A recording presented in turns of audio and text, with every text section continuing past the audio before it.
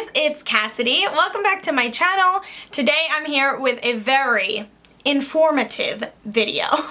These are my top 10 hacks when it comes to having the perfect eyeshadow application. I constantly get questions from people asking me, how do I do eyeshadow? I have no idea what to do when it comes to eyeshadow. So I made this video for my babies that don't have the eyeshadow game together and you want to step it up. I got you, boo. We can be here doing our makeup together. I really hope you guys find this video helpful and informational. If you want to learn 10 hacks to get the perfect eyeshadow application, then just keep on watching. Let's jump into it.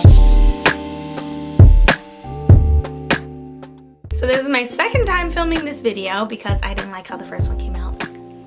Blood, sweat, and tears, people. Blood, sweat, and tears. Let's do this damn thing.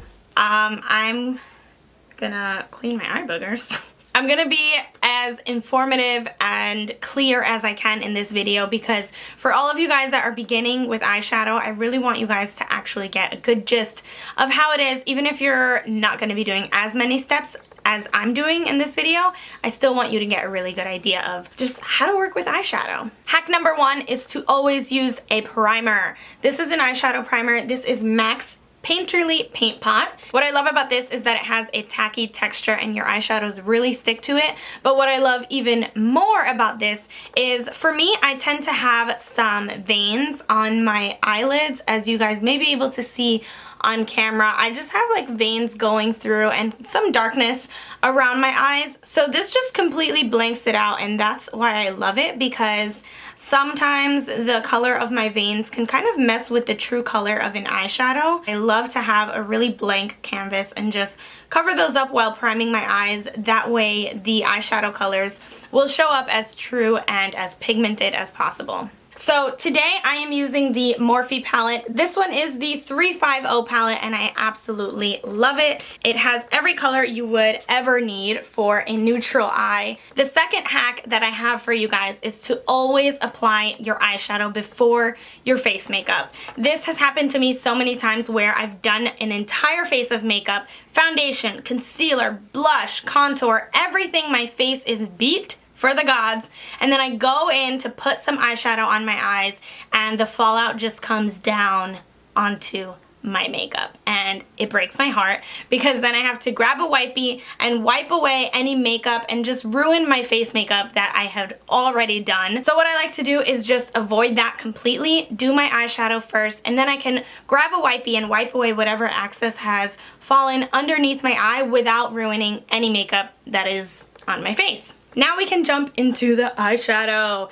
Hack number 3 is to always start out with lighter colors. I always start out with this color right here. It's just a really nice light neutral color. I pick it up on a nice fluffy blending brush and I like to blend that right into my crease. I use a circular windshield wiper motion back and forth, and since this is a light color, I'm not too scared of moving it all around my eyelid. Now that I have that nice wash of color just blended all throughout my crease, I can let you guys in on hack number 4. And hack number 4 is kind of just a note to keep in mind as you go along, really. It's just that fluffier brushes are more going to be used for your lighter colors and more small brushes are going to be used for your darker colors. And that's because with lighter colors, you don't need too much control because there's not too much to mess up. For example, that light crease color that I just put on, I wasn't too scared about moving it around all over my eye because it's not really going to mess anything up, and I do actually want it all over my crease to provide that transition for the darker colors later on. But let's say I'm going in with a really dark color and I only want it to stay in my crease, I'm gonna use a smaller brush just because it has more control. So lighter colors equals a fluffier brush, darker colors equals a more defined detailing brush. The next thing I'm going to do is go in with a little bit darker. So first I went in with this shade, and then I'm using this shade right here. It's a very nice cappuccino kind of brown color. I don't know if you guys can notice, but I'm picking up a little bit less of that product. So with this one, I kind of just twirled my brush all around in there. And with this one, I'm just kind of pouncing it right on top because I want a little bit less product to go on. And then I'm just going to focus it more tightly in the crease. I'm still fluffing it in there, but I'm not moving it around as much as I was with that first color. Now for hack number 5. Another thing that you want to keep in mind when blending, you're not going to want to hold the brush at the tip. You're going to want to hold it at the end, because when you're holding the brush at the end, you have more movement, more kind of like you're able to just wiggle it around a little bit more, and it won't be too precise or rigid, which will help with avoiding any harsh lines. So since I'm holding it at the end right here, I'm kind of able to just wiggle it back and forth in my crease, as opposed to if I grabbed the color and I was holding it right here, like sort of very close to the top of the brush, it would be harder to move around my eye because I would be more stiff here. So there would be less movement, and chances are it would come out with more harsh lines than normal. So kind of just do the same thing on the other eye.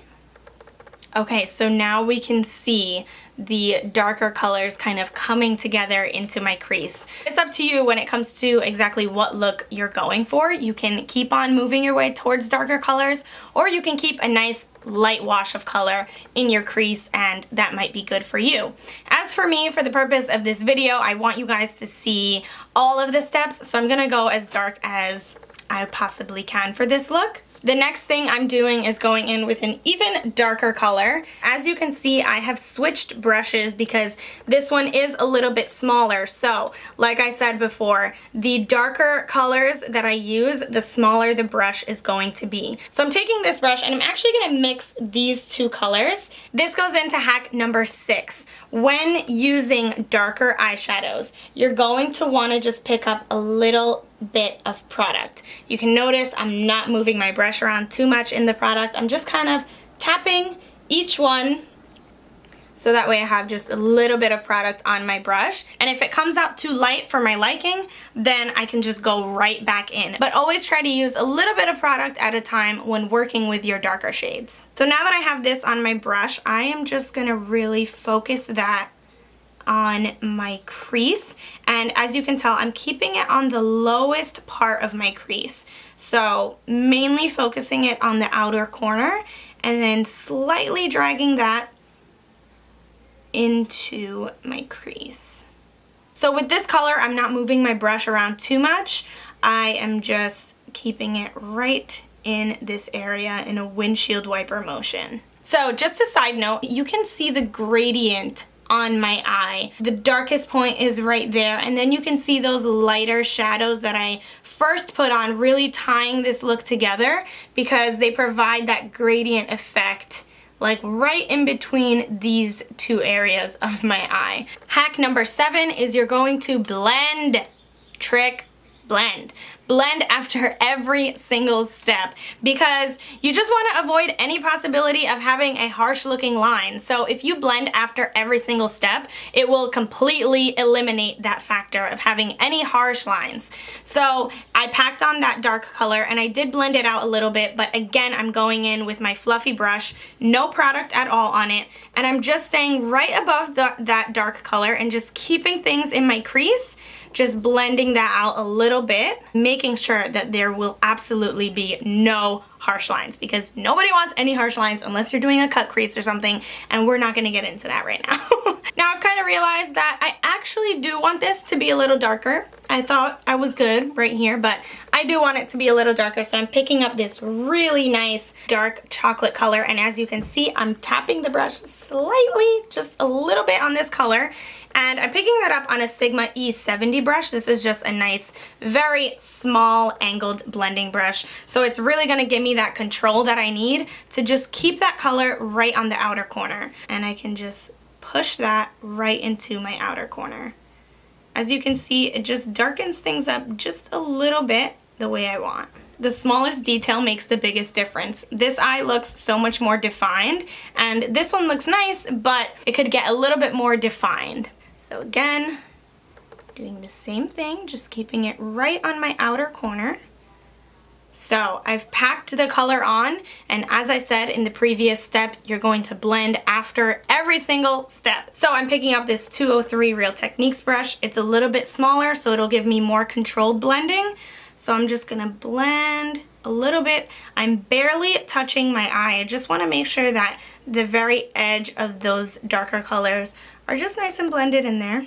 Now, I am very satisfied with this crease. I'm pretty happy with it. Now, moving on to packing color onto my eyelid. One thing that I want you guys to really keep in mind, and this is important because I see it a lot in girls that are just getting into makeup, is a lot of the times we have on our eyelid, we have these little wrinkles that you can see that sort of what we think separates our lid from our crease and brow bone. But what I want you guys to keep in mind is where that little wrinkle stops is not where our eyelid stops. A lot of the time people think because there's that little wrinkle right there that they'll only pack color right onto this little area on their lid, but that's not where your lid stops. This is your brow bone right here.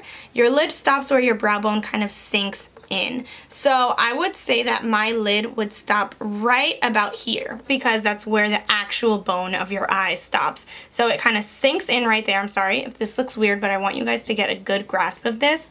Your lid doesn't stop where that little wrinkle is. If you bring it up right all over this area, then it just opens up your eyes so much more, and that's actually truly where your lid stops and not at this little wrinkle right here. So what I'm gonna do, and this is just another little tip, is I'm gonna wet my brush because I'm using a shimmery color, and to wet that I'm using MAC's Fix Plus. So I'm just spraying that. I'm picking up this gold right here and that gold right there, just kind of mixing those two because I like how those look. And then I am just going to pack those on my lid. So what I was saying before, a lot of people sometimes mistake this as their lid, and they'll only keep the lid color right there.